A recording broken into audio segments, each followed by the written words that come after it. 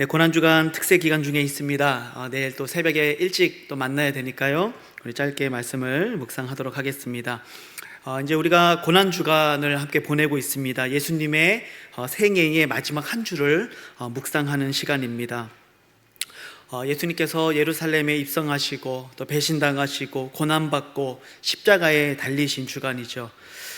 예수님이 달리신 그 십자가, 피 흘리신 그 십자가는 오늘날 우리 기독교의 상징이 되었습니다. 그리고 우리는 오늘 이 고난주간을 보내면서 십자가에 담겨있는 그 깊은 의미, 우리 그리스도의 죽음의 의미를 우리가 함께 묵상했으면 좋겠습니다. 여러분, 십자가는 단순한 처형 도구가 아닙니다. 그것은 하나님의 은혜와 사랑이, 그리고 우리를 향한 구원이 완성된 곳이라고 우리는 말할 수 있습니다. 오늘 이 로마서 5장을 통해서 바로 이 십자가가 우리를 향한 하나님의 사랑을 어떻게 확증하고 우리에게 어떤 은혜를 부어주며 또한 어떠한 능력이 그 안에 담겨 있는지 우리가 함께 그리스도의 그 십자가의 죽음의 의미를 한번 묵상해 보도록 하겠습니다. 먼저 첫 번째로 그리스도의 이 죽음은 바로 죄인을 위한 죽음이었다라는 것을 오늘 본문이 말하고 있습니다. 오늘 로마서 5장을 보면은 4번이나 우리의 상태를 강조하고 있는데요. 6절에 보면은 아직 연약할 때, 또 경건하지 않은 자 이렇게 표현하고요. 또 8절에서는 아직 우리가 죄인 되었을 때, 또 10절에서는 원수 되었을 때 이렇게 표현하고 있습니다. 그러면 이러한 표현들, 우리가 연약할 때, 경건하지 않은 자, 죄인 되었을 때, 원수였을 때, 그러면 이런 표현들은 우리가 주님으로부터 이런 사랑과 은혜 그리고 구원을 받을 자격이 전혀 없던 자였다라는 사실을 강조하고 있는 것이죠. 4번이나 강조하고 있는 거예요. 우리는 도저히 이런 선물을 받을 자격이 없는 자였다라는 것이죠. 그런데 우리가 구원을 얻게 됐습니다. 우리가 하나님과 화목하게 되었습니다. 바로 그것은 은혜의 선물이라는 것을 강조하고 있다는 것이죠. 인간은 스스로 하나님께 나아갈 수 없는 존재였어요. 에베소서 2장 1절에서도 그는 허물과 죄로 죽었던 너희를 살리셨다. 그러니까 우리는 어떤 존재였습니까? 죽었던 존재라고 말합니다. 죽어가는 자가 아니었어요. 죽은 존재였습니다. 그러니까 죽은 자, 시체와 같은 자가 여러분 스스로 할 수 있는 것이 무엇이 있습니까? 아무것도 없습니다. 손 하나 까딱하는 것조차 시체는 할 수가 없습니다. 다시 말하면 우리가 구원을 얻기까지 우리가 한 일은 아무것도 없다는 것이죠. 이 말은 우리가 얻은 구원이 오직 하나님의 은혜라고 하는 사실을 강조하고 있는 것입니다. 우리가 얻은 이 구원은 오직 은혜라는 것이죠. 나의 공로나 노력, 착한 행실, 어떤 종교적인 열심 때문이 아니라는 거예요. 이 구원의 선물은요, 어떤 자격 있는 자에게 베풀어진 게 아니라 여전히 우리가 연약해서 아무것도 할 수 없었던 그 무능력 가운데 있을 때, 우리가 경건하지 않은 사람이었을 때, 우리가 여전히 죄인이었고 심지어 우리가 하나님의 원수였을 때, 영어 성경에는 적이라고 표현되어 있죠. 우리가 하나님의 적이었을 때, 여러분 바로 그때 하나님이 우리를 사랑하셔서 당신의 아들 예수 그리스도를 보내주셨다라는 것이죠. 그래서 이 구원의 선물을 우리는 은혜라고 부르는 것입니다. 도대체 하나님께서는 이 많고 많은 사람들 중에 도대체 왜 나를 하나님은 사랑하셨을까요? 여러분, 그것은 우리의 어떤 자격 때문이 아니라는 것이죠. 이에 대해 로마서 9장은 이 사랑에 대해서 이렇게 증언합니다. 13절과 15절을 보시면은요, 기록된 바 내가 야곱은 사랑하고 에서는 미워하였다 하신 것 같으니라. 모세에게 이르시되 내가 긍휼히 여길 자를 긍휼히 여기고 불쌍히 여길 자를 불쌍히 여기리라. 이게 하나님 말씀이에요. 여러분, 하나님이 야곱을 사랑하시기로 결정하셨다는 것이죠. 그를 긍휼히 여기시기로 하나님이 결정하셨다는 것입니다. 하나님이 그렇게 결정하신 이유는 야곱이 잘났거나 그럴 만한 자격이 있기 때문이 아니라는 거예요. 야곱은 어떤 사람입니까? 그의 이름이 이스라엘로 변화되기 전까지도 그는 평생을 하나님 없이 자신의 힘을, 자신의 혀를 의지하며 살아왔던 사람이죠. 자신도 속아본 적이 있어요. 외삼촌한테 속아본 적이 있죠. 그게 얼마나 억울하고 그게 얼마나 화나는 일인지 그 누구보다 처절하게 깨달으면서도 그는 또다시 외삼촌을 속이며 사람들을 속이며 살아갔던 굉장히 파렴치한 인간이었죠. 하지만 하나님이 야곱을 사랑하세요. 그 이유가 무엇입니까? 야곱에게 어떤 자격이 있었기 때문이 아니라 하나님이 그저 야곱을 사랑하시기로 작정하셨기 때문이라는 거죠. 이 말은 사랑을 받을 자격이 없는 자에게 부어주시는 하나님의 주권적인 은혜를 강조하고 있는 것입니다. 이처럼 십자가를 보면은요, 우리가 받은 이 사랑이 연약한 자에게, 무능력한 자에게, 경건하지 않은 자, 죄인된 자, 그리고 하나님의 적이었던 자들에게 주어졌던 은혜의 사랑이었음을 우리가 깨닫게 되는 것이죠. 그래서 여러분, 우리가 이 고난주간에 십자가를 깊이 묵상하면서 우리는 그 십자가를 통해 더욱 겸손해져야 함을 깨닫게 되는 것입니다. 왜냐하면 나는 주님 앞에서 아무런 자격이 없는 자였기 때문에 그렇습니다. 그래서 그런 고백을 하게 되는 것이죠. 주님, 나는 주님 앞에 아무것도 아닙니다. 나는 무명한 자입니다. 나는 그저 죄인이었습니다. 주님의 은혜 외에는 나는 아무것도 자랑할 것이 없습니다. 여러분, 이 고난주간에 십자가에 나타난 그 놀라운 은혜를 묵상하면서 이 자격 없는 자에게 베푸신 하나님의 놀라운 은혜로 충만히 나타나는 그런 은혜의 시간이 되시기를 주님의 이름으로 축복합니다. 두 번째로, 이 그리스도의 죽음은 바로 우리를 향한 하나님의 사랑을 확증하는 죽음이었다고 성경은 말씀하고 있습니다. 본문 8절을 보시면 우리가 아직 죄인 되었을 때에 그리스도께서 우리를 위하여 죽으심으로 하나님께서 우리에 대한 자기의 사랑을 확증하셨다, 이렇게 말씀하죠. 바로 십자가는 하나님의 이 사랑이 그저 말로만 증명된 것이 아니라 가장 강력하고 가장 구체적이고 가장 값비싼 방식으로 보여주었다라는 사실을 말씀하고 있습니다. 우리가 아직 죄인이었습니다. 하나님의 원수였습니다. 그런데 그러한 자에게 하나님이 당신의 가장 사랑하는 외아들 예수 그리스도를 내어주셨다라는 것이죠.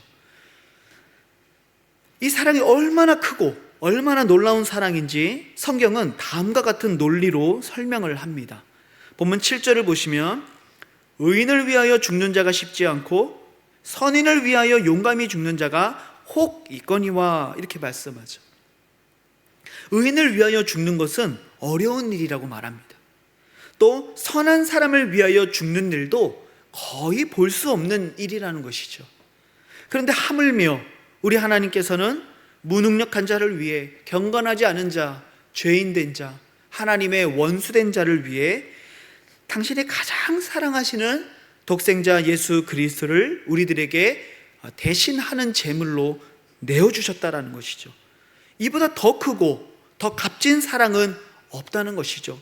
이거보다 더 큰 사랑의 확증은 없다는 것을 성경은 말씀하고 있는 거예요.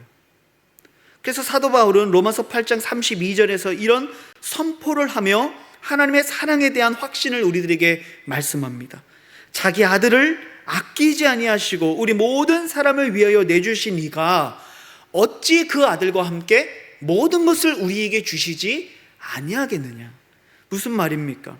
아들도 주신 분이 우리에게 아끼실 것이 무엇이 있겠습니까? 이런 반문을 하고 있는 것이죠.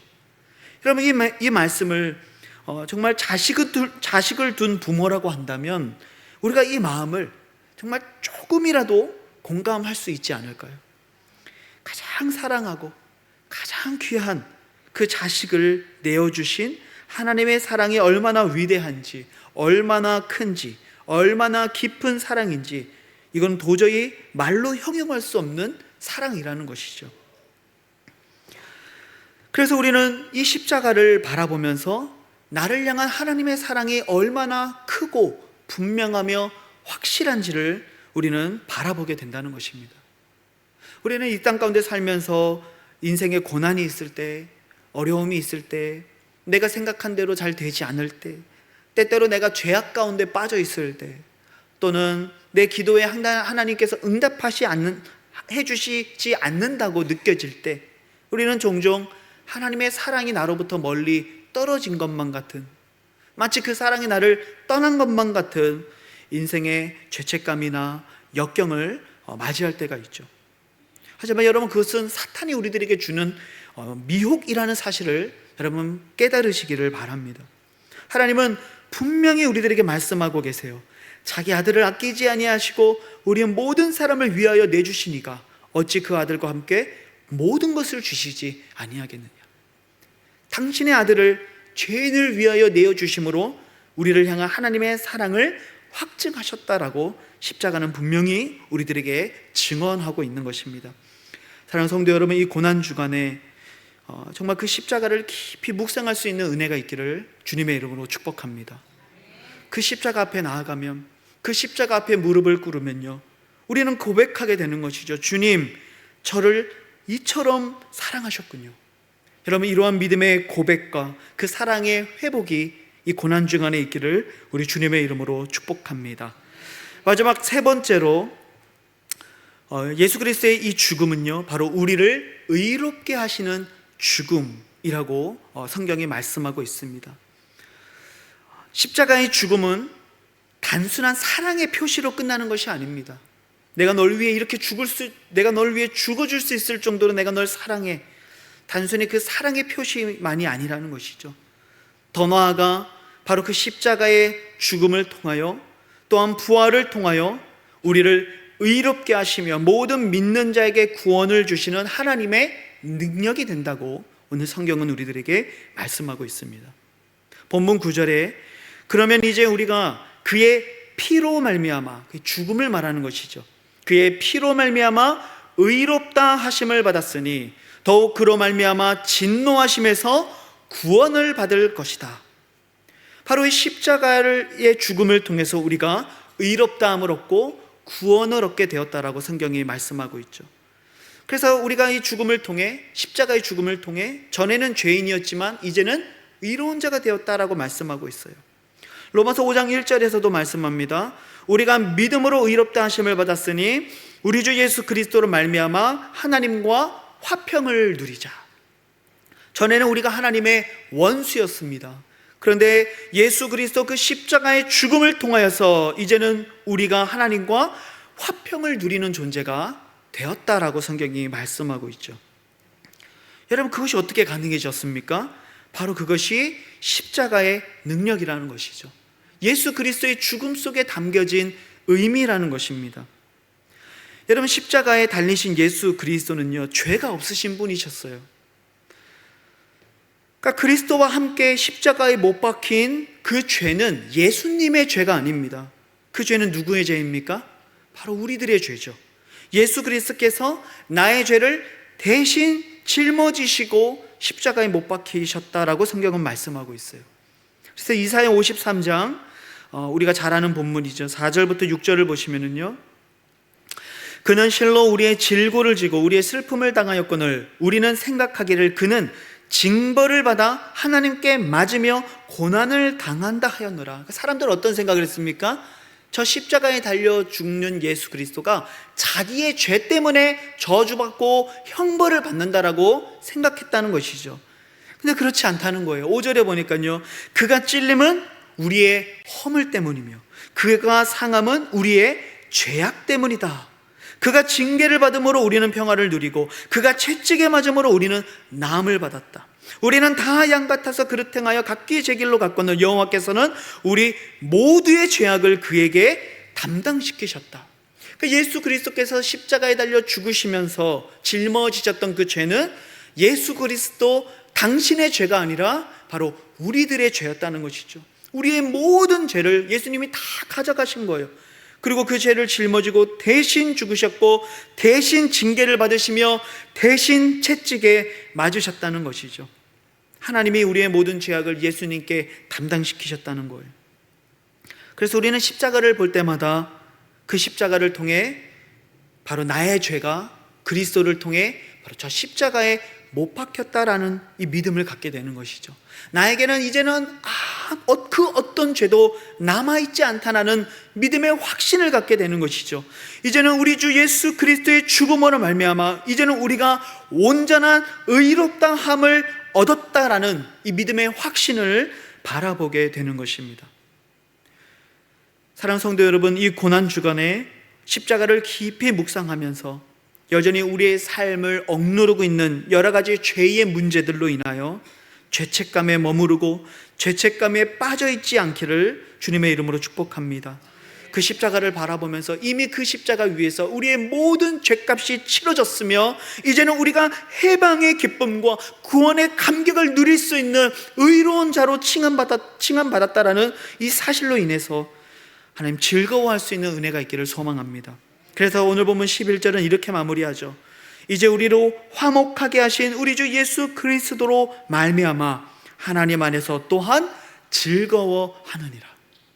여러분, 이 고난 주간에 정말 이 십자가의 은혜와 사랑으로 인하여 때로는 우리의 마음을 찢지만 동시에 그 안에서 우리가 의롭다함을 얻은 이 놀라운 구원의 선포로 인해서 기뻐하고 하나님을 찬양하는 은혜가 있기를 우리 주님의 이름으로 축복합니다. 그래서 우리는 고난 중에도 소망이 있으며 언제든지 하나님 안에서 즐거워할 수 있는 이유가 바로 여기에 있는 것이죠. 말씀을 마무리합니다.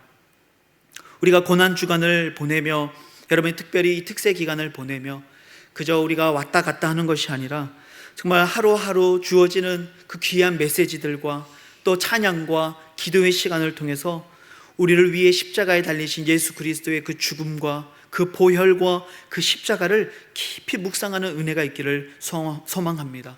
그리고 그 십자가를 통해서 오늘 우리의 믿음 가운데 다시 한번 이 세 가지, 십자가는 우리를 겸손케 하며, 또한 십자가는 하나님의 이 사랑을 확증하며, 또 십자가는 우리들에게 해방과 기쁨을 준다는, 여러분, 이 십자가의 놀라운 은혜와 사랑과 능력이 우리 안에 살아 숨쉬며 회복되며 일어나는 귀한 이 고난주간이 될 수 있기를 우리 주님의 이름으로 축복합니다. 오늘 말씀을 기억하며 우리 같이 한번 간절히 기도했으면 좋겠습니다. 오늘 말씀을 기억하며 우리 함께 기도할 때, 주님, 그 십자가를 바라보면 우리는 아무 자격이 없는 자였지만, 우리가 연약할 때, 우리가 경건하지 않은 자이며 죄인이었고 우리가 하나님의 원수였을 때 우리를 사랑하셔서 우리에게 그 아들 예수 그리스도를 보내주신 놀라운 무조건적인 은혜와 또 우리를 향한 그 무조건적인 사랑을 발견합니다. 하나님, 그 은혜와 사랑으로 인하여 우리의 심장이 다시 뛰게 하여 주시고 하나님을 향해 우리의 삶을 다시금 결단하며 도전하는 믿음의 삶이 되게 해 주십시오. 때때로 우리들의 연약함으로 인하여 무너질 때가 있지만 그 십자가에 나의 모든 죄값이 이미 치러졌으며 우리가 온전한 은혜를 입었고 또한 우리가 의롭다함을 얻은 하나님의 사랑받는 자녀라는 사실을 깊이 묵상하면서 더 이상 죄책감이 아닌 진정한 해방과 기쁨을 선포하는 하나님의 한 주간이 되게 해 주시옵소서.